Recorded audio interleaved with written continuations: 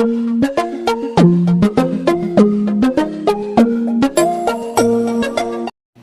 అందరిని బట్టి నేను ప్రభువును స్తుతిస్తూ మీ అందరికీ కూడా ప్రభు పేరిట నేను వందనాలు చెల్లిస్తాను. అమ్మ మీ అందరికి వందనాలండి. మరోసారి బిగ్గరగా దేవుడికి స్తోత్రం చేయండి. హల్లెలూయా హల్లెలూయా. మంచిది. వాక్యంలోనికి మనం వెళ్ళిన తర్వాత ఇక మళ్ళా మీరు ఎలా ఉండండి ఇలా ఉండండి అని చెప్పడానికి అవకాశం లేకుండా దయచేసి అందరూ మీరు సెట్ అవ్వాలి. ముఖ్యంగా పిల్లలు కలిగినటువంటి తల్లిదండ్రులు, ఎందుకంటే వారి బాధ్యత మీ మీదే ఉంటుంది. కాబట్టి దయచేసి సౌండ్లు చేయకుండా వాళ్ళని మీరు జాగ్రత్తగా ప్రభు యొక్క సన్నిధిలో కూర్చోబెట్టాలి. ఇక్కడ దేవుని సన్నిధిలో మీ పిల్లలు క్రమంగా ఉండడం వచ్చింది అని అంటే తప్పకుండా మీ ఇంటి దగ్గర కూడా వాళ్ళు ఎలా ఉంటారు. ఇక్కడ లేని క్రమశిక్షణ, ఇక్కడ లేని డిసిప్లైన్ చెప్పండి ఎక్కడ కూడా రాదు, ఇంటి దగ్గర కూడా రాదు. అందుకని ఒకటి దేవుని మందిరంలోను, రెండు చెప్పండి పిల్లలకి క్రమశిక్షణ ఉండే రెండవ స్థలం ఏంటి చెప్పండి స్కూల్లో కూడా నాటకాలు వేస్తే కుదరదు. అక్కడ మాస్టర్ ఖచ్చితంగా ఒకటి వేస్తారు. అక్కడెక్కడికి తేడా అదే అనమాట. అయితే మేము కూడా అది చేస్తే బాగుంటుంది. బైబిల్ చెప్తుంది బెత్తము వాడాలంట. బెత్తం వాడకపోతే చెప్పండి ఏమవుతాడంటే వాడు, కొంతమంది గారం అంటారు. గారం కాస్త చెప్పండి ఏమవుతుంది ఒక్కోసారి. కాబట్టి అందుకని గారం ఉండడం మంచిదే కావచ్చు, కానీ అధికారం చెప్పండి ఉండకూడదు. కాబట్టి ఒకటి అవసరమైతే వేస్తూ ఉండాలన్నమాట. కాబట్టి దేవుని సన్నిధిలో చక్కగా భయభక్తులతో కొన్ని స్థలాలకు వాక్యం చెప్పడానికి వెళ్ళినప్పుడు కూడా నేను చిన్నపిల్లలు కూడా ఎంత క్రమశిక్షణగా వారు చక్కగా కూర్చుంటారు. రాత్రి కూడా నేను అభిషేక ఆరాధనలో మరి అందరి కొరకు ప్రార్థనలు చేస్తున్నప్పుడు కొంతమంది పిల్లలను చూసి చాలా సంతోషించాను. చక్కగా మోకాళ్ళు వేసేసి వాళ్ళు అలాగా చప్పట్లు కొట్టేసి అలాగా ఆనందిస్తుంటుంటే నాకు భలే ఆనందం అనిపించింది. దేవునికి స్తోత్రం కలిగి అలా ఉండాలి ఎవరు. కాబట్టి అలా ఉన్న మన పిల్లలు దైవ భక్తులు చక్కగా ఏం చేయాలి, ఎదగాలి. వాళ్ళు ఎదగాలి అని అంటే కనుక వాళ్ళకు నేర్పించాలి. మన జీవితమే ఒక మాదిరిగా ఏమండి మరి ఉండాలి అని ప్రేమతో మీకు తెలియజేస్తూ గడిచినటువంటి దినముల నుండి ఈ వారంలో మరి మొదటి వారంలో 21 దినాల ప్రార్థనలో మొత్తం ఎన్ని వారాలు ఉంటాయన్నమాట అండి. 21 రోజులు అంటేనే 3 ఏళ్ళు చెప్పండి. 21 ఏమంటే మొదటి వారం. ఈ మొదటి వారంలో ప్రభు మనలను దర్శిస్తూ ప్రక్షాళన గురించినటువంటి కొన్ని విషయాలు ప్రభు తెలియజేశారు. ఆ తర్వాత దేవుడు మనకి ఇచ్చినటువంటి ఒక శ్రేష్టమైనటువంటి సందేశం. ఈ సందేశం కొరకు దేవుని సన్నిధిలో నేను ప్రార్థించి, దేవుని సన్నిధిలో నేను కనిపెట్టి, ప్రభు ఇచ్చినటువంటి ప్రేరణను బట్టి మీ ముందు నిలబడి ఈ మాటలు నేను మీతో పంచుకుంటూ ఉన్నాను. ఇక ఈ రాత్రి ఈ యొక్క ప్రసంగాన్ని ఇలాగ ఈ యొక్క అంశాన్ని ముగింపుకు తీసుకుని వచ్చే ప్రయత్నం నేను చేయాలని ఆశపడుతూ ఉన్నాను దేవుని ఆత్మ సహాయం ద్వారా. ఎవరి మనకు ఈ వారంలో నేర్పిస్తున్నటువంటి సందేశం ఏమిటి అని అంటే విజయానికి 7 అడుగులు. చెప్పండి అందరి మాట ఒకసారి. విజయానికి 7 అడుగులు. ఇక్కడ ఈ అడుగులు వీళ్ళు వేశారు. వీళ్ళు వేసి ఏమన్నా వాళ్ళ జీవితాల్లో ఏం పొందుకుని విజయాన్ని పొందుకుని విజయాన్ని సవిచూచి వాళ్ళు మనతో చెప్తున్నారు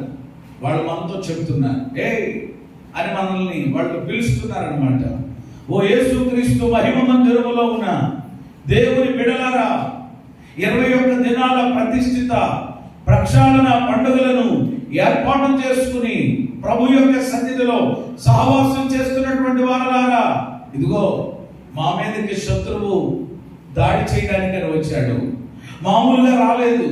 3 దేశాల వాళ్ళు కట్టకట్టుకుని ముఖముడిగా మా మీదకు వచ్చి పడ్డారు. అప్పుడు మేము ఏం చేయాలో మాకు అర్థం కాలేదు. అలాంటి పరిస్థితుల్లో మేము ఒక శ్రేష్టమైనటువంటి 7 అడుగులు మేము వేసాం. మా జీవితంలో ఏం సొంతం చేసుకున్నాం. కాబట్టి మీరు కూడా వేస్తే మీకు కూడా ఏం సొంతం అవుతుంది అంటూ వాళ్ళు మనతో మాట్లాడుతున్నారు. ఆమేన్ హల్లెలూయా.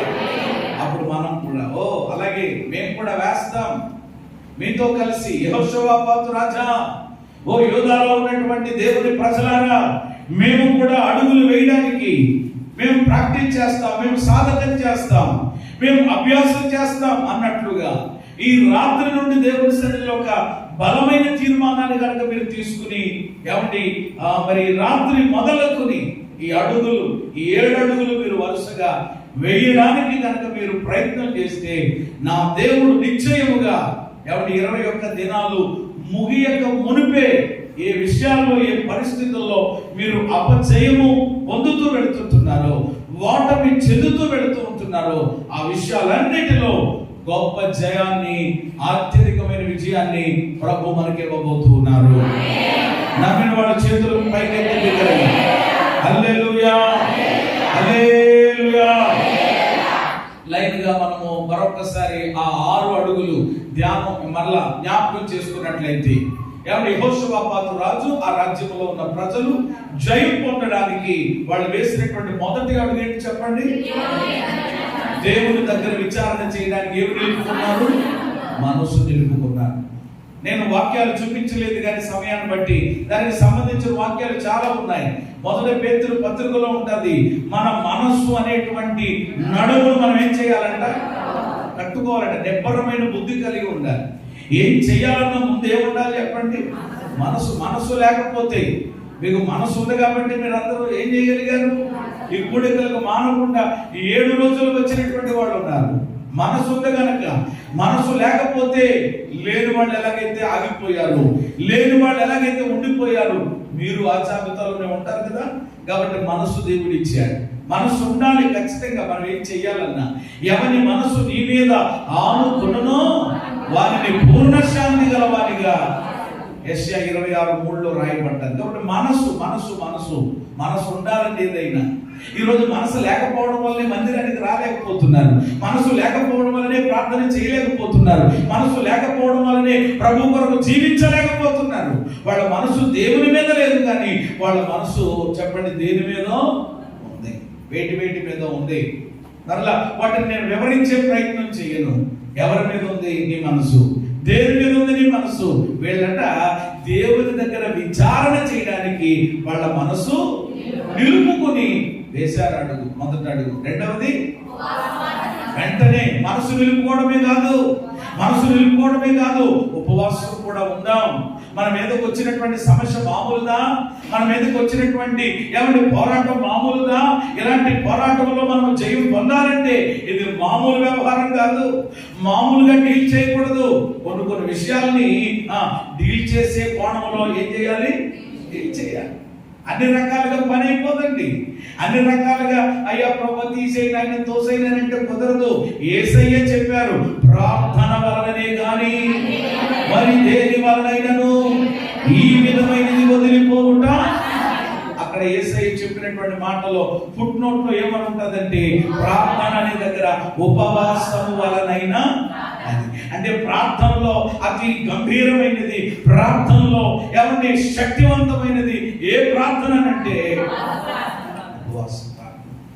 ఆ ఉపవాస ప్రార్థన చెప్పడం మనకి ఏమిస్తుంది అనమాట? జయమిస్తుంది, జయం కలిగిస్తుంది. చాలా మంది కదా మరి. అందుకనే ఊరకనే చేశారంటండి మన భక్తులు పెద్దలు ఆలోచన చేస్తే.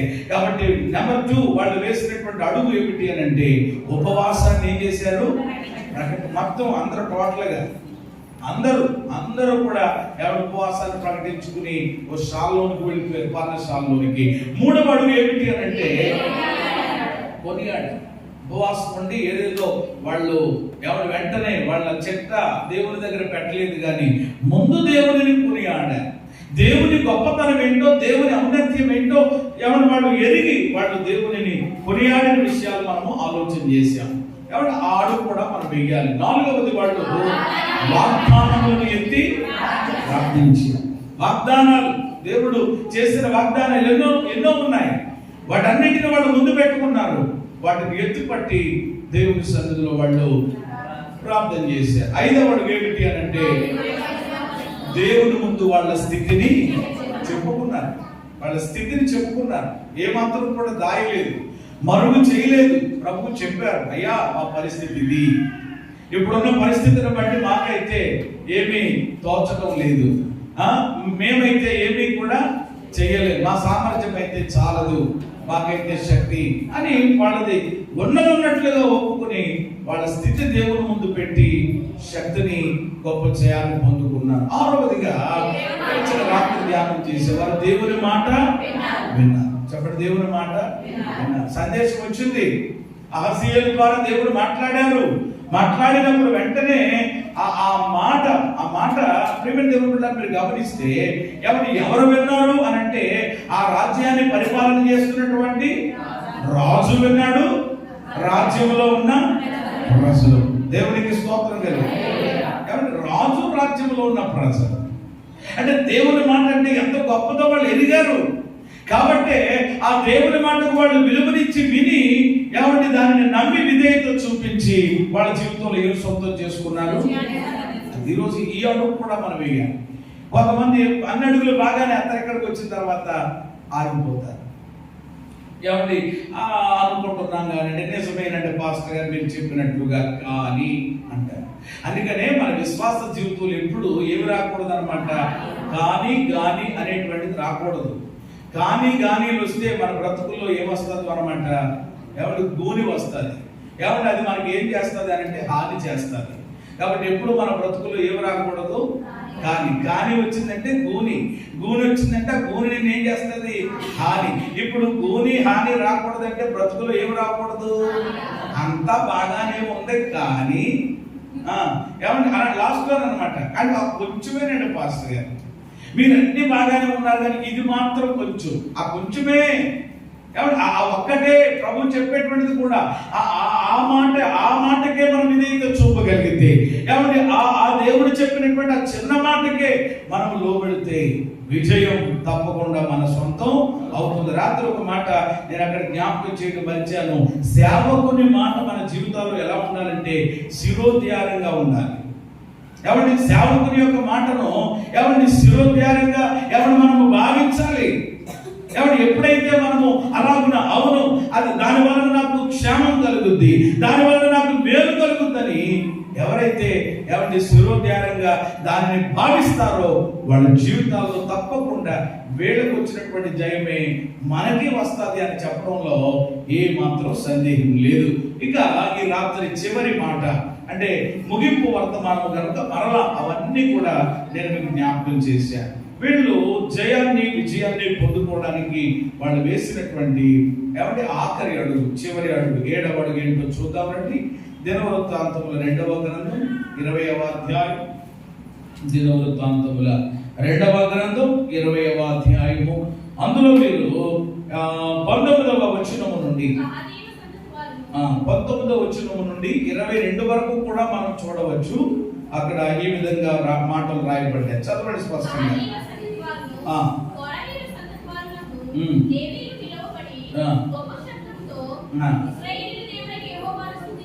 గొప్ప శబ్దంతో ఇశ్రాయేలు దేవుడైన యెహోవాను స్తుతించిరి. అంతటా వారు ఉదయమునే లేచి తెకోవారణ్యమునకు పోయిరి. వారు పోవుచుండగా యెహోషాపాతు నిలబడి, యూదా వారలారా, యెరూషలేము కాపురస్తులారా, నా మాట వినండి, మీ దేవుడైన యెహోవాను నమ్ముకొనండి, అప్పుడు మీరు స్థిరపరచబడదు. ఆయన ప్రవక్తలను నమ్ముకునుడి, అప్పుడు మీరు కృతజ్ఞులగుదురు అని చెప్పారు. మరియు అతడు జనులను హెచ్చరిక చేసిన తరువాత యెహోవాను స్తుతించుటకు గాయకులను ఏర్పరిచి వారు పరిశుద్ధాలంకరములు ధరించి సైన్యము ముందర నడుచుచు యెహోవా కృప నిరంతరం ఉండును, ఆయనను స్తుతించుడి అని స్తోత్రము చేయుటకు వారిని నియమించి. 22వ వచనం, వారు పాడుటకును స్తుతించుటకును మొదలు పెట్టగా యెహోవా యూదా వారి మీదకి వచ్చిన అమ్మోనీయుల మీదను మోయాబీల మీదను మాటుగాటు పెట్టరు కనుక వారు హతులైరి. ఆమేన్ చెప్పండి అందరూ. హల్లెలూయా. హతులైరి. ఎవరు హతులయ్యారు? శత్రువులు ఏమయ్యారు? హతులైపోయారు. శత్రువులు ఏమైపోయారు? లేకుండా పోయారు. ఏమండి వీళ్ళకి ఏమొచ్చిందనమాట, శత్రువు ఏమండి ఓడిపోయాడు అని అంటే మరి ఏమంటే అవతల ఉన్నటువంటి వాళ్ళకి జయమే కదా, అదే కలిగింది.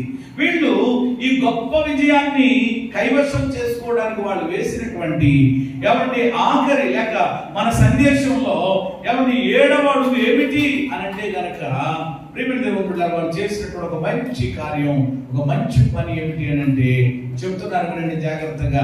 7వ మాట, స్తుతించుటకు వారు పునాది వేశారు. హల్లెలూయా. ఏం వేశారు? దేనికి? స్తుతించడానికి. స్తుతించుటకు పునాది వేయుట, విజయానికి.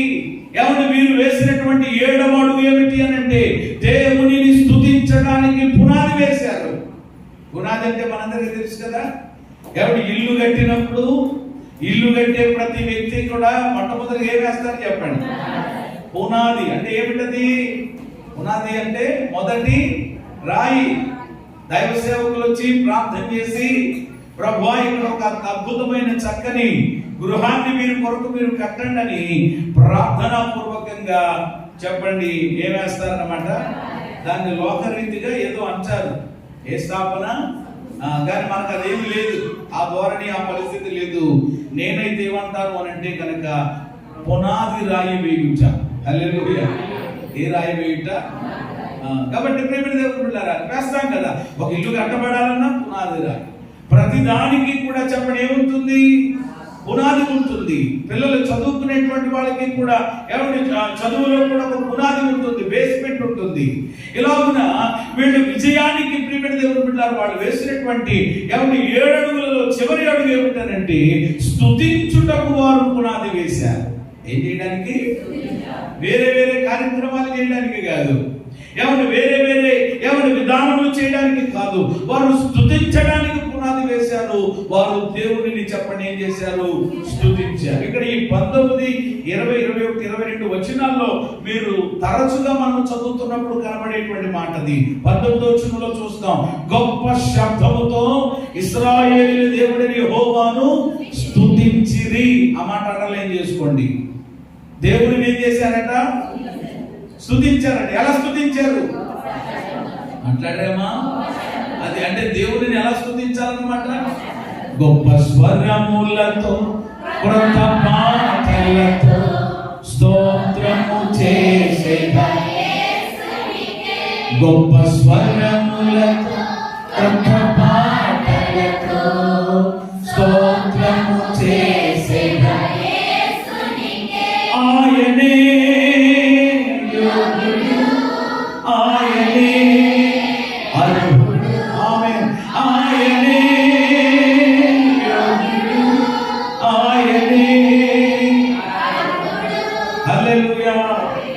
ఎలా స్తుతించాలి దేవుణ్ణి? కొంతమంది అదేంటో తెలియదండి, ప్రభువును స్తుతించడానికి ఏమి రాదు, నోరు రాదు, అదేంటో తెలీదు. ఇంట్లో వేసేటువంటి రెక్కలు చూడాలండి, రెక్కలు కొంతమంది వేస్తారు. భర్త మీద వేసేటువంటి రెక్కలు, పిల్లల మీద వేసే రెక్కలు ఊరవతలకు వినబడుతూ ఉంటాయి. కానీ మరి అదేంటో తెలియదు కానండి, అక్కడేమో ఏమంటే ప్రేమ దేవుడు పిల్లల రకరకాల కేకలు వేస్తారు. కానీ ఇక్కడికి వచ్చేటప్పుడు ఏంటో తెలియదు. ఏమి రాదు చెప్పండి? స్వరం రాదు. మరి అదేంటో తెలియదు. దేవుడి సన్నిధికి వచ్చిన తర్వాత కొంతమంది ఏమంటే స్వరాలను కూడా ఏం చేస్తారనమాట, పొదుపు చేసేవాళ్ళు కూడా ఉంటారు. స్వరాలు నేను అంటాను, నువ్వు ఎక్కడైనా మౌనంగా ఉండాలి అని అంటే నువ్వు ఎక్కడ బయటే ఉండు నీ మౌనాన్ని.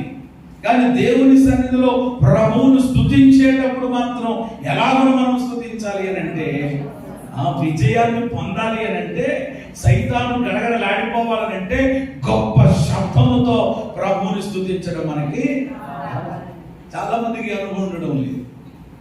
ఏమంటే ప్రేమ ఇక్కడ వాళ్ళు గొప్ప శబ్దముతో దేవుడిని స్తుతించారట. 19వ వచనంలో ఈ మాట చదువుతాం. 21వ వచనంలో యెహోవాను స్తుతించుటకు గాయకులను ఏర్పాటు చేశారు. అలాగే మరలా అందులో ఆ 21వ వచనం ఆఖరిలో యెహోవా కృప నిరంతరముండును ఆయనను స్తుతించుడి అని స్తోత్రము చేయుటకు. మరలా 22వ వచనంలో వారు పాడుటకును స్తుతించుటకును మొదలు పెట్టగా. హల్లెలూయా. ఏం చేయగా? దేని కొరకు? ఏం మొదలు పెట్టగా? పాడడానికి, స్తుతించడానికి వారు మొదలు పెట్టినప్పుడట దేవుడు చెప్పండి ఏం చేయడం ప్రారంభించాడు? అద్భుతంగా వాళ్ళకి తెలియకుండా ఏమండి వారి మధ్యలో దేవుడు ఏం పెట్టాడట? మాటుగాండ్రు పెట్టాడట. వాళ్ళందరూ చూసారా? ఈ అనుభవం మనకి ఈరోజు దేవుని పిల్లలకు రావాలి. మన ప్రభుని స్తుతించాలి. కానీ నువ్వు పాడుటకు, స్తుతించుటకు మొదలు పెట్టగా, నువ్వు ఇది మొదలెట్టు, దేవుడు ఆయన నీకు విజయాన్ని ఇవ్వడానికి ఆయన ఏం చెయ్యాలో అది మొదలు పెడతాడు. హల్లెలూయా. స్తుతించరు చాలా మంది. దేవుడిని స్తుతించడానికి అలసిపోతుంటారు చాలా మంది. దేవుని స్తుతించడానికి ఎవరు విసుగు చెందుతారు చాలా మంది. దేవుని స్తుతించడానికి వెనకాడుతూ ఉంటారు. అలాంటి ఎవరి విధానము మనము కలిగి ఉండకూడదు. వారు ఎప్పుడైతే పాడడానికి, స్తుతించడానికి మొదలు పెట్టారో ప్రభువు అక్కడ వాళ్ళ పక్షంగా నిలిచి కార్యం చేయడం ఆయన ప్రారంభించారు. కాబట్టి ఈ అనుభవం ఖచ్చితంగా దేవుని పిల్లలమైనటువంటి మనము కలిగి ఉండాలి. చివరిగా వాళ్ళు చేసినటువంటి లేక చివరిగా వాళ్ళు వేసినటువంటి ఏమంటే 7వ అడుగు ఏమిటంటే దేవుడిని చెప్పండి ఏం చేశారు? స్తుతించారు. అమ్మా దేవుడిని ఏం చేశారు? స్తుతించారు. మన జీవితంలో కూడా వింటున్నారా? మన జీవితంలో కూడా, మన దైనందిన జీవితంలో ఎదురయ్యేటువంటి పోరాటాలు ఏమంటే ఆల్రెడీ ముందే చెప్పాను. మానవ జీవితం ఏమంటే ఈ యొక్క దైనందిన జీవితం దేనితో ముడిపడి ఉంది అని అంటే కనుక పోరాటంతో. యోబు గ్రంథం 7:1 ఉంటుంది, భూమి మీద నరుల కాలము యుద్ధ కాలము కాదా అంటాడు. భూమి మీద నరుల కాలం ఏ కాలము కాదా? యుద్ధ కాలమే, యుద్ధమే. క్రైస్తవ జీవితం ఏమంటే విశ్వాస జీవితం ఏమంటే ఆల్రెడీ ప్రారంభంలో చెప్పాను నేను, యుద్ధ భూమిలో ఉన్నాం మనం. కొంతమందికి అర్థం కావట్లేదు, నిద్రపోతున్నారు. యుద్ధంలో ఉన్నవాడు ఎలా ఉండాలి? నిద్రపోతాడు, ఇలాగలా ఉన్నాడు అనుకోండి ఏమవుతాడు? ఏమంటే యుద్ధ భూమిలో నిలబడ్డవాడు ఏమంటే కురుకుతున్నాడు అనుకోండి, ఇలాగ కురిపాట్లు పడుతున్నాడు అనుకోండి ఏమవుతుంది? ఎవడో ఒకటి శత్రువు పక్కన ఏం చేస్తాడనమాట, కొడుతాడు ఎంతో పోటు చచ్చుకుంటాడు కదా. అంటే యుద్ధ భూమిలో నిలబడినోడు చెప్పండి ఎలా ఉండాలి? ఎలక్ట్ గా ఉండాలి, చాలా ఇదిగా ఉండాలి. కొన్ని పాటలు పడుతూ జోగుతూ ఏమన్నా అటు ఇటు ఉంచు ఏమండి వ్యవహారాలు చేస్తే ఏ వైపు నుండి శత్రువు దాడి చేస్తాడో. అందుకని ప్రభువాక్యం చెప్తుంది, మీ విరోధి అయినటువంటి అపవాది గర్జించు సింహం వలె తిరుగుతున్నాడు. మళ్ళా చూడండి పేతురు ఎంత చక్కగా మాట్లాడాడు అక్కడ. ఎవరి విరోధట? ఎవరి విరోధి? మీ విరోధి అన్నాడు. చూసారా? మీ విరోధి అయిన అపవాది అంటే ఇప్పుడు ఎవరి విరోధి సాతాను చెప్పండి? మనందరి విరోధి. మనందరి విరోధి అంటే మనకి ఎవరి అద్భుతమైన శత్రువు ఎవడైనా ఉన్నాడంటే అది ఎవరు చెప్పండి? సైతాన్ గారిని మించినోడు ఎవరు లేడు ఇంకా. కాబట్టి మీ విరోధి అయిన అపవాది వాడు గర్జించు సింహంలాగా ఎందుకు తిరుగుతున్నాడు? ఒరకనే కాదు, ఎక్కడ నిన్ను దొరుకుతుంది, ఎక్కడ జాగ్రత్తగా అని. అందుకని మీరు ఎలా పడితే అలా ఉండకండి, గర్జించు సింహంలా తిరుగుతున్నాడు కనుక ఇప్పుడు మీరేం చేయాలంటే నిబ్బరమైన బుద్ధి గలవారై మెలుగుగా ఉండి ప్రార్థన చేస్తూ వాడిని మీరు ఏం చేయండి? ఎదిరించండి అన్నాడు. హల్లెలూయా. అంటే యుద్ధంలో ఉన్న వ్యక్తి ఎలా ఉండాలండి? మెలుగుగా ఉండాలి. అంటే మెలుగువా అంటే ఆధ్యాత్మిక జీవితంలో మనం ఎలా ఉండాలి అంటే, మీరు అయ్యో విదేశంలో మీరు పడుకోవద్దు అయితే మేము అనవచ్చు. నేను చెప్పేది శారీరకంగా నేను చెప్పట్లేదు, ఆధ్యాత్మికంగా ఎప్పుడు మనం ఎలా ఉండాలి చెప్పండి? ఎలక్ట్ గా ఉండాలి, మెలుగుగా ఉండాలి. నువ్వు మెలుగుగా లేకుండా ఉంటుండగా ఎవరు ఒకవేళ నిద్రపోతూ ఆధ్యాత్మిక స్థితిలో మనం నిద్రపోతూ ఉంటుంటే ఏ వైపు నుంచి శత్రువు వస్తాడో ఎలా దాడి చేస్తాడో తెలీదు. నిద్రపోయినప్పుడే కదా సంసోను ఏమంటే దెలీలా ఒడిలో చెప్పండి ఏమైనప్పుడు? నిద్రపోయినప్పుడే కదా. చెప్పండి ఏమేసేసింది? అదే మెలుగుగా ఉంటే నెత్తిపై చేయడానికి అవకాశం ఉంటుందా? అసలు ఏస్తే ఏమన్నా ఊరుకుంటాడా? మొత్తం అందరూ పిండి అయిపోతారు ఒకసారి. కానీ ఆయన కనుక మెలుగుగా ఉంటే నెత్తి మీద కనుక ఎవరైనా చెయ్యడితే ఏమైపోయాడు? అది చెయ్యమైపోద్ది అనమాట, అయిపోతుంది మొత్తం. కానీ అది తెలిసినటువంటి దెలీలా జాగ్రత్తగా ఏం చేసింది అనమాట? ఒళ్ళో కూర్చోబెట్టుకుని హాయిగా అమ్మగారు ఏమన్నా నిద్రలోనికి ఏమన్నా ఆయన్ని జారుకునేలా చేసి పడుకున్న తర్వాత ఫిలిస్తీన్ని సర్దారులు పిలిపించి జాగ్రత్తగా ఏమేయించింది చెప్పండి, కటింగ్ వేయించిన తర్వాత అప్పుడు అర్థమైంది ఏమన్నా ఆయనలో ఏం పోయిందని, శక్తి పోయింది. చూసారా, చాలా ప్రమాదం అన్నమాట. ఎవరిని యోనా కూడా ఎవరిని నిద్రపోయాడు కాబట్టి ఆ వాడ నాయకుల చేత మాట అనిపించుకున్నాడు, పోయి ఇలా చాలా బైబిల్లో నుండి చెప్పొచ్చు. కాబట్టి దేవుని పిల్లలము యుద్ధ రంగంలో ఉన్నాము, మనము యుద్ధ భూమిలో ఉన్నాము, మనము జయము పొందుకుని ఎవరి విజయమును పొందుకుని ముందుకెళ్ళాలి అని అంటే ఆధ్యాత్మిక స్థితిలో మనం ఎప్పుడు ఎలా ఉండాలి చెప్పండి, వెలుగుగా ఉంచేది ఎవరు మనము విజయాన్ని మనము పొందుకోగలుగుతాం. కాబట్టి గమనించండి, మన జీవితంలో ఎదురయ్యేటువంటి పోరాటాలు, మన జీవితంలో ఎదురయ్యేటువంటి ఏమండి పరీక్షలు, ఏమండి శ్రమలు, శోధనలు, ఇరుకులు, ఇబ్బందులు మన జీవితంలో ఎదురైనప్పుడు ఏమండి వాటిని చూచి మనము కృంగిపోకూడదు. దేవుని పిల్లలమైనటువంటి మనము వాటిని చూచి చెప్పండి ఏం చేయకూడదు. మరి ఇప్పుడు వీళ్ళు ఆలోచన చేయండి, 3 దేశాల వాళ్ళు ఒకేసారి ఏమంటే మోకముడిగా మీదకి వస్తే ఏమన్నా అక్కడ ఉన్నటువంటి పరిస్థితిని బట్టి ప్రారంభంలో కొంచెం భయం కలిగినా, ప్రారంభంలో కొంచెం ఏంటి పరిస్థితి అని కలిగినా అలా ఉండిపోకుండా ఏమండి ఆ భయంలో నిలిచిపోకుండా, ఆ కలవరంలో నిలిచిపోకుండా, వాళ్ళు కృంగిపోకుండా చెప్పండి విజయానికి ఒక్కొక్క అడుగు వేసుకుంటూ ఏమంటే ఆఖరికి 7వ అడుగులో వాళ్ళు దేవుడిని ఏం చేయడం మొదలెట్టారు. హల్లెలూయా. కాబట్టి ఏమంటే గమనించండి దేవుని ప్రజలారా, మన జీవితంలో ఎదురయ్యేటువంటి పోరాటాలను చూచి, ఇబ్బందులను చూచి, శత్రువు ఏమంటే పన్నాగాలను చూచి, వాడు చేసేటువంటి కుట్రలను చూచి దేవుని పిల్లలు మనం ఏం చేయకూడదు, కృంగిపోకూడదు. బైబిల్ చెప్తుంది శ్రమ దినమున, శ్రమ రోజు మనం కృంగిపోతే మనం ఏమైపోతాం. మీరు ఎప్పుడో ఒకటి గుర్తు పెట్టుకోండి, జీవితంలో 2 ఉంటాయి. జీవితంలో 2 ఉంటాయి. ఏమిటి అని అంటే ప్రియమైన దేవుని బిడ్డలారా, నిరుత్సాహాలు ఉంటాయి, ప్రోత్సాహాలు ఉంటాయి. హల్లెలూయా. జీవితంలో ఏముంటాయి, నిరుత్సాహాలు ఉంటాయి, ప్రోత్సాహాలు ఉంటాయి. నిరుత్సాహం అంటే చదువుకున్న వాళ్ళు ఇక్కడ ఉన్నారు, టీచర్స్ ఇక్కడ ఉన్నారు, ఇంకేమైనా చెప్పమంటారా? కాబట్టి వెంటనే చెప్పండి నాకు, ఏమంటే నిరుత్సాహం అని అంటే ఏమంటే డిస్కరేజ్ అయిపోవడం. ఏమంటే కొన్నిసార్లు కొన్ని పరిస్థితులు మనల్ని ఏం చేస్తాయి, డిస్కరేజ్ చేస్తూ ఉంటాయి. కొన్నిసార్లు మనము డిస్కరేజ్ అయిపోతాం. మీరేంటంటే నేనే చాలాసార్లు అయిపోతూ ఉంటాను.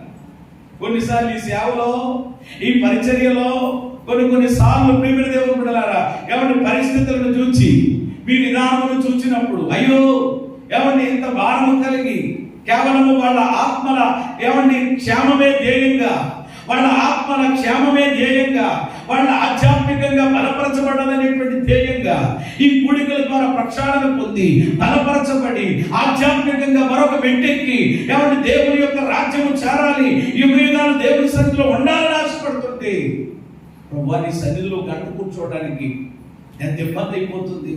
ప్రతి రాత్రి ఇక్కడ గడిపే సమయం ఎంత చెప్పండి, 8 గంటలు. మనము 7 to 9 2 గంటల. ఆ 2 గంటలు ఎంత కోత కొయ్యాలి, మీకు ఎంత కటింగ్ వేయాలి, మీరే కటింగ్లు అన్ని మీరు తీసుకుని ఎంత సమయం స్పెండ్ చేస్తున్నారో, ఎంత సమయం ఇక్కడ గడుపుతున్నారో మీరు ఆలోచన చేయండి. ఆ గంటన్నర గడపడానికి కూడా చాలా మందికి ఇబ్బంది అయిపోతున్నప్పుడు, ఏమంటే దైవసన్నిధి రాలేనప్పుడు ఏమంటే నా మట్టుకు నేను చాలా సార్లు చెప్పండి ఏమైపోతా ఉంటానంటే నిరుత్సాహం. ఏమంటే అలా ప్రతి ఒక్కరికి వస్తుంది నిరుత్సాహం అనేటువంటిది, అందరికీ వచ్చేటువంటిది. అందుకని కదా నా అనుభవాన్ని కూడా చెప్తున్నాను. అయితే అద్భుతం ఏంటో చెప్పనా, ఏమంటే నిరుత్సాహం కలిగినప్పుడు ఆ నిరుత్సాహంలో ఏమంటే ఆ డిస్కరేజ్ లో మనం ఉండిపోకూడదు. ఏమంటే మరలా మనము చెప్పండి ఏం చేయబడుతూ ఉండాలి అని అంటే ప్రోత్సహించబడుతుండాలి. హల్లెలూయా. ఏమంటే నిరుత్సాహాలు ఉంటాయి, ప్రోత్సాహం అని అంటే ఎంకరేజ్మెంట్ అంటే ఈ 2 ఉంటాయి అన్నమాట.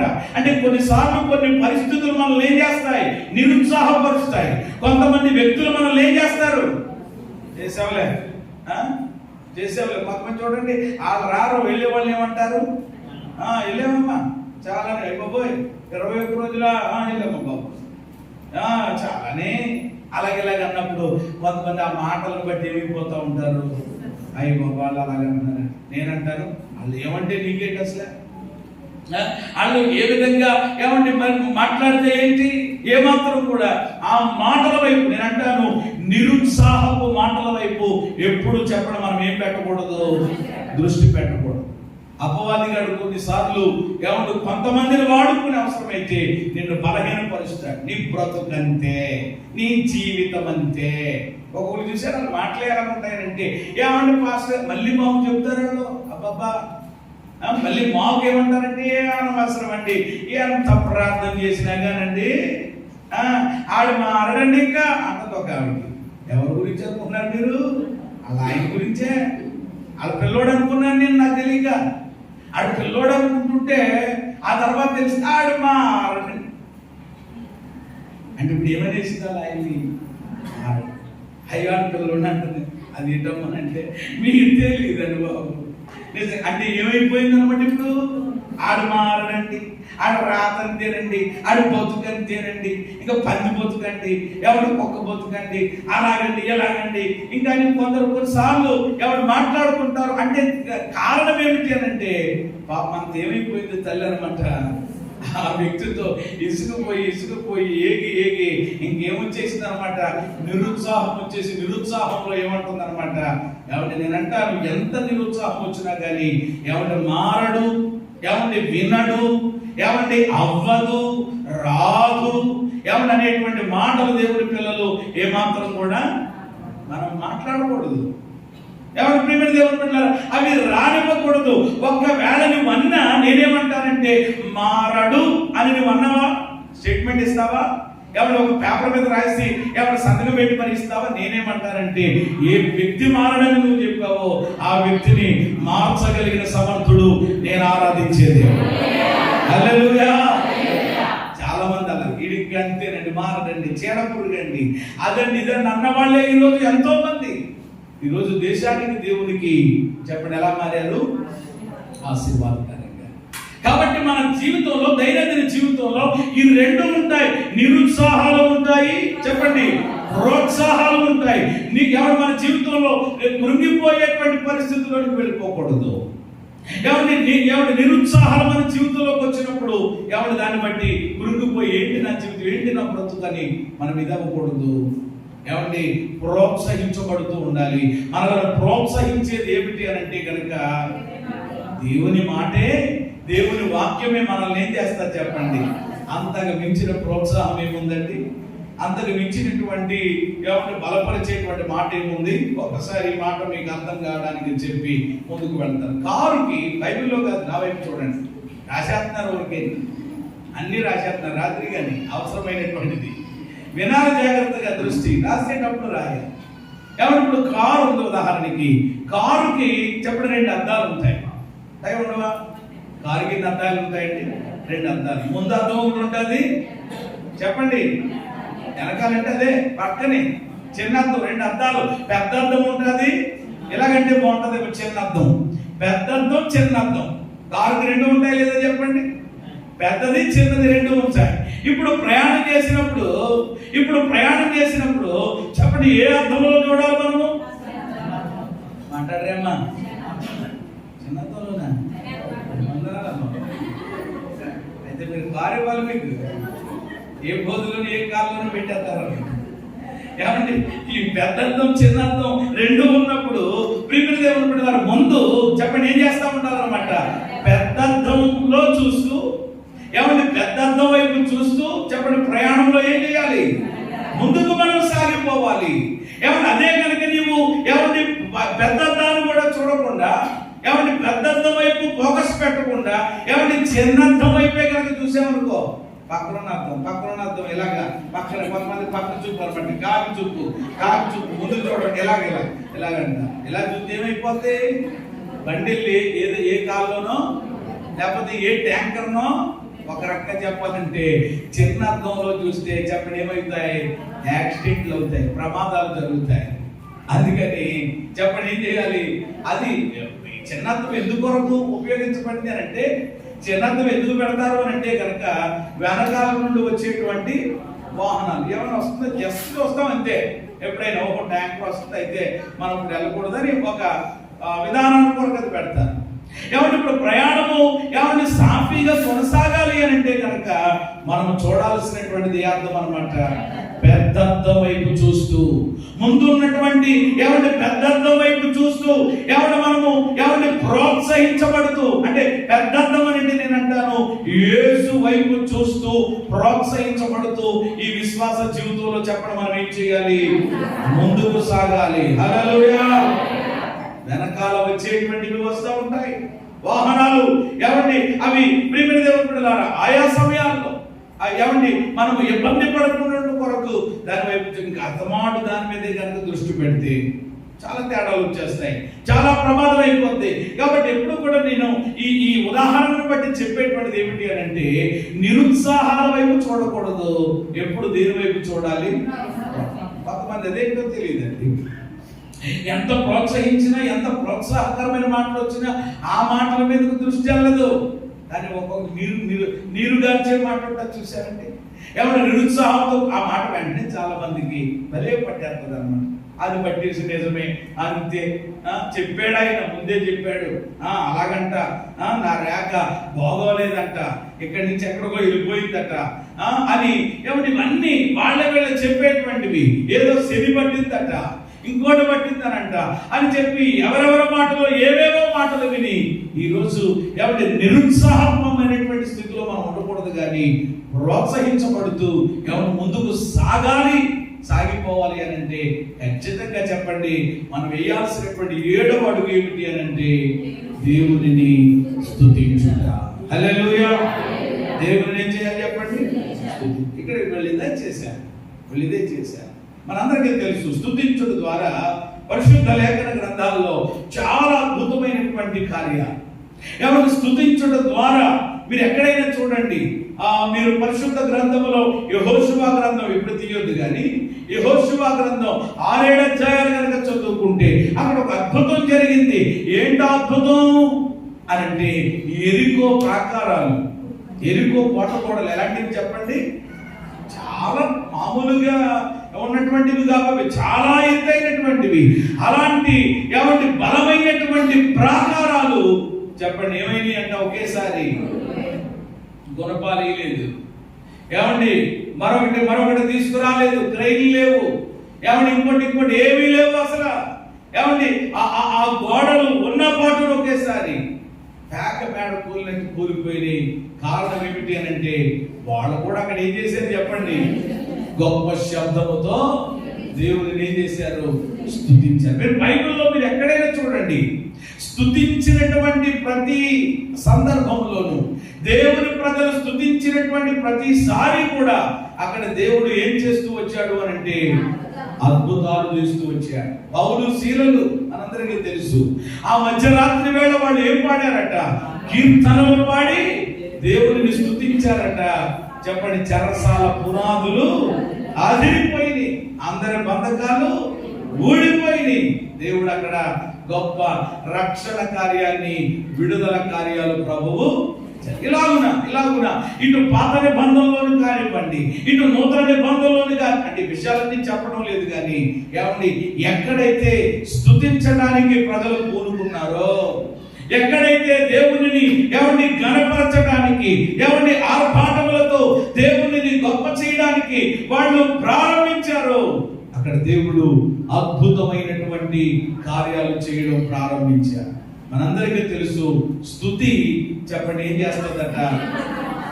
మన స్థితిగతులను మార్చేస్తారు. ఏమన్నా ఇప్పుడు వీళ్ళ స్థితి ఏ విధంగా ఉందో మనం చూసాం. ఏమన్నా వీళ్ళ పరిస్థితి ఎంత దయనీయమైన స్థితిలోకి వెళ్ళిపోయిందో చూసాం. అదంతా కూడా ఏమంటే మార్పు చెంది గొప్ప జయాన్ని, గొప్ప విక్టరీని వాళ్ళ జీవితంలో సొంతం చేసుకోవడానికి వాళ్ళు చేసినటువంటి పని అదే. అందుకని ఎప్పుడు కూడా మీరు దేవునిని స్తుతించే విషయంలో చెప్పండి ఏం చేయకూడదు అనమాట? అశ్రద్ధ చేయకూడదు. దేవుడిని మహిమపరిచేటువంటి కొంతమంది చూడండి, 10 మంది మందిరానికి వచ్చేటప్పుడు చాలా మంది ఏమండి ఎప్పుడు వస్తూ ఉంటారు అని అంటే అది ఆదివారపు ఆరాధన అయినా, అది మరొక ప్రార్థన అయినా కొంతమంది ఎప్పుడు వస్తారు అని అంటే కనుక పాటలన్నీ అయిపోయిన తర్వాత వస్తారు. ఉంటారా? మీలో కూడా ఉన్నారు కదా చాలా మంది. అంటే చూడండి, అంటే కొంతమందికి ఏంటి అనమాట అంటే ఆరాధనకు వెళ్ళడం అని అంటే మొదలుపెట్టి అంటే ఏమనుకుంటారు అని అంటే ఆరాధనలో ఏమండి దేవుని స్తుతించుట అనేటువంటిది ఒక ప్రత్యేకమైనటువంటి అంశం. ఏమంటే అక్కడ దైవ సేవకులు దేవుని స్తుతిస్తే వారితో కలిసి మనం కూడా ఏం చేయాలి?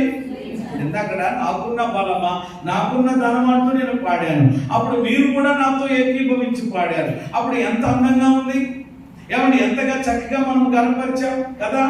కాబట్టి పాటలు అనేటువంటిది ఒక కార్యక్రమం కాదు, పాటలు అనేటువంటిది ఒక ప్రోగ్రామ్ కాదు. దయచేసి గుర్తుపెట్టుకోండి. అందుకని ఒక పాట పాడతానులే, 2 పాటలు అయి ఉంటాయిలే, 3వ పాటకి వెళ్దాంలే, 4వ పాట అసలు ప్రియమైన దేవుని బిడ్డలారా, అంటే అక్కడ దైవ సేవకులు దేవుని స్తుతించిన, వైరు వాళ్ళు దేవుని స్తుతించిన, వారితో కలిసి మనము కూడా దేవుని ఏం చేయాలి? అందరూ కలిసి స్తుతించాలి. అంతేగాని ఆ పాటలు అయిపోయిన తర్వాత వెళ్దాంలే అంటే అక్కడ ఏం చేస్తున్నారన్నమాట. చాలా మంది ఎందుకు వారి బ్రతుకుల్లో జయం పొందుకోలేకపోతున్నారు, ఎందుకు విడుదల పొందుకోలేకపోతున్నారు అని అంటే దేవునిని స్తుతించడం చాలా మంది ఏం చేస్తున్నారు చెప్పండి? నిర్లక్ష్యం చేస్తున్నారు. దేవునిని స్తుతించడం చాలా మంది అశ్రద్ధ చేస్తున్నారు. అది మనకు కాదులే అనుకుంటున్నారు అనమాట. ఇంకా అయిపోయిందమ్మా. అసలు ఆరాధనకి అలా కాదు, ప్రారంభ ప్రార్థనకే మనం వచ్చి దేవుని సన్నిధిలో ఏకీభవించాలి. ఆ తర్వాత పాటలు పాడుతున్నప్పుడు వారితో కలిసి ఏకీభవించాలి. బైబిల్లో అలాగే కదా రాయబడుతుంది. 34వ కీర్తనలో మనం ఏకముగా కూడి యెహోవా నామమును, ఏకముగా కూడా ఉందా, ఒక్కరిగా కూడా ఉందా కదా. సర్వజనులారా ఏం కొట్టండి అంటే ఎవరు? అందరూ అన్నమాట. ఇలా ఉన్నా అంటే ప్రభువును స్తుతించే విషయంలో ఎక్కడైనా ఏ వచనం రాయబడ్డది? ఏకవచనమా, బహువచనమా? అందరునా, కొందరునా? అందరూ స్తుతించాలి. మనం పాట కూడా ఏమని పాడతాం? దేవుణ్ణి స్తుతించుడి. ఎప్పుడట? ఎల్లప్పుడూ స్తుతించాలి. ఏమండి? ఎల్లప్పుడూ ఎల్లవేళలో ఆయనను స్తుతించాలి. అందరూ దేవుని స్తుతించాలి. అలా ఉంటుంది. సకల ప్రాణులు యెహోవాను స్తుతించుడి, సకల ప్రాణులు యెహోవాను స్తుతించుడి, హల్లెలూయా ఆమేన్ హల్లెలూయా ఆమేన్. ఎల్లప్పుడూ దేవుని అలాగే మనం దేవుని స్తుతించుదుము గాక. సరే, అందరూ ప్రభువుని స్తుతించాలి. ప్రాణులే దేవుని స్తుతిస్తుంటుంటే, ఆకాశములే దేవుని మహిమను వివరిస్తూ ఉంటుంటే, ఏమంటే ప్రియమైన దేవుని బిడ్డలారా, ఆయన చేసినటువంటి జలచరములు, ఆయన చేసినటువంటి సమస్త ప్రాణులే దేవుని స్తుతిస్తుంటుంటే, ఆయన పోలికల రూపంలో చేయబడినటువంటి మనము కూడా ఖచ్చితంగా ప్రభువును కాబట్టి స్తుతించే విషయంలో ఎవరు నిర్లక్ష్యంగా ఉండకండి. మీ స్థితిగతులు మారాలంటే, మీ పరిస్థితులు మారాలి అని అంటే స్తుతించడం ద్వారానే జరుగుతుంది. అంతేగాని అంత అయిపోయిన తర్వాత కొంతమంది స్తుతి ఆరాధన అయిపోయిన తర్వాత కూడా వస్తారు భక్తులు. అంటే ఎప్పుడు దేవుడు బిడ్డలారా, ఇంకెందుకు మనం దేవుని సన్నిధికి వచ్చినట్లు? అసలు ఏమంటే వచ్చి నీకు ప్రయోజనం ఏముంది? ఇంకా ఏమంటే ప్రభువుని ఏమంటే ఘనపరిచి ఆరాధించి మహిమపరిచేటువంటి కార్యం అయిపోయిన తర్వాతే నువ్వు ఊడిపడ్డావు అని అంటే ఇంకా దేని కొరకు ఆలోచించే. కానీ ఈరోజు దేవుడి పిల్లలకి చాలా మందికి విషయం అర్థం కావట్లేదు. కాబట్టి వీళ్ళు విజయాన్ని సొంతం చేసుకోవడానికి వాళ్ళు చివరిగా చేసినటువంటి ఒక అద్భుతమైనటువంటి పని ఏమిటి అని అంటే స్తుతించడానికి వాళ్ళు పునాది. అందరూ మళ్ళా ఏదో ఒకరొకరు కాదటండి, జనులను హెచ్చరిక చేశాడట, గాయకులు పిలిపించాడట, పరిశుద్ధ అలంకరములు ధరించుకున్నారట, సైన్యం ముందర నడుస్తూ వాళ్ళు చేసిన పని ఒక ఇదేనండి. ఎంత అద్భుతం అంటే నిజంగా ఇది చదువుతా ఉంటే, ధ్యానం చేస్తూ ఉంటుంటే ఎంత అద్భుతంగా నిజంగా ఈ మాటలు ఉన్నాయండి. నిజంగా వాళ్ళు చేసినటువంటిది ఇది ఒక్కటే. వాళ్ళు పరిశుద్ధ అలంకరములు ధరించి 21వ వచనంలో సైన్యము ముందర నడుచుచు ఏం చేశారంట? యెహోవా కృప నిరంతరముండును ఆయనను. అంటే చూసారా, వాళ్ళ చేతితో ఏం పట్టలేదు, వాళ్ళ చేతితో ఏం పట్టలేదు, కత్తి పట్టలేదు, వాళ్ళ చేతిలో కత్తి లేదు, చెప్పండి, డాలు లేదు, ఈటే లేదు, ఏంటి ఎటువంటి ఆయుధాలు లేవు. వాళ్ళు చేసిన పనల్లా ఏంటి? అంతే. నువ్వు స్తుతించావు, నువ్వేం ఆయుధాలు చూసుకోవాల్సినటువంటి పని లేదు, నువ్వు ఆయుధాలు ఏర్పాటు చేసుకోవాల్సినటువంటి పని లేదు. నువ్వు స్తుతిస్తూ ఉంటూ ఉన్నట్లయితే ఉన్నట్లయితే, ప్రారంభిస్తున్నట్లయితే దేవుడు అద్భుతంగా ఆయన కార్యం ఆయన జరిగిస్తూ ఉంటాడు తప్పకుండా. కాబట్టి వాళ్ళు స్తుతించడానికి పునాదిని వేశారు. వాళ్ళ జీవితంలో చెప్పండి అద్భుతమైనటువంటి విజయం. ఆల్రెడీ ఆ వచనాన్ని కూడా నేను ఎంతకు మునిపే మీ కొరకు నేను చదివించాను. వారు జయము పొందినటువంటి తర్వాత 27వ వచనంలో. కాబట్టి ప్రేమిత దేవుడులారా, ఈ యొక్క వారంలో పరిశుద్ధాత్మ దేవుడు మనతో మాట్లాడుతూ, మనం ఆరాధించుచున్నటువంటి దేవుడు, మనము నమ్మిన దేవుడు, సేవించుచున్నటువంటి దేవుడు ఈ ప్రక్షాళన పండుగల ద్వారా చెప్పడం మనకి ఏమి ఇవ్వాలని ఇష్టపడుతున్నాడు? విజయం. విజయం మాత్రమే కాదు. 1 కొరింథీ పత్రిక 17:57 నేను చూపించాను. ఎవరు మనకు జయం అనుగ్రహించినటువంటి యేసుక్రీస్తు మూలముగా మనకు జయం అనుగ్రహించుతున్నటువంటి దేవునికి స్తోత్రము కలుగును గాక అని చదువుకున్నాం. రోమా పత్రిక 8:37 ప్రకారం ఏ విషయంలో దేవుడు మనకు జయమిస్తాడు అని అంటే ఏమంటే వీటన్నిటిలో అని అంటే అక్కడ కొన్ని విషయాలు ఆలోచన చేసాం. శ్రమ, బాధ, కరువ, వస్త్రహీనత, ఉపద్రవమా ఏదైనప్పటికీ కూడా వాటన్నిటిలో ఎవరి దేవుడు మనకి ఏమిస్తాడు చెప్పండి? విజయము కాదు, అత్యధికమైన విజయం. హల్లెలూయా. విజయానికి చెప్పండి కదా, అత్యధిక మెజారిటీ అంటారనమాట. కాబట్టి దేవుడు కేవలం విజయమే కాదు, అత్యధికమైన విజయాన్ని దేవుడు ఇస్తాడు, ఇవ్వబోతున్నాడు. ఆల్రెడీ ఇచ్చాడు వీళ్ళకి. యెహోషాపాతు రాజుకి ఇచ్చాడు, రాజ్యంలో ఉన్నటువంటి యూదా ప్రజలకి ఇచ్చాడు. ఏమంటే మీరు ఈ విజయమును పొందుకోవడానికి, ఏమండి వీరు ఈ యొక్క గొప్ప జయమును వాళ్ళు సొంతం చేసుకోవడానికి వారు వేసినటువంటి 7 అడుగులు. ఏమండి వారం అంతటిలో కూడా 7 రోజుల్లో కూడా, ఈ రోజుతో ఈ కూడికలు చెప్పండి ఎన్నో రోజు అన్నమాట ఇది? 7వ రోజు. 7వ రోజు ఈ 7 అడుగులు కూడా మనకు పరిశుద్ధాత్మ దేవుడు నేర్పిస్తూ వచ్చారు. వాళ్ళు వేశారు ఆ అడుగులు. చెప్పండి వాళ్ళ బ్రతుకుల్లో ఏం చూశారు? ఇక మనం చెయ్యాలి, ఇక మనం వేయాలా అడుగులు.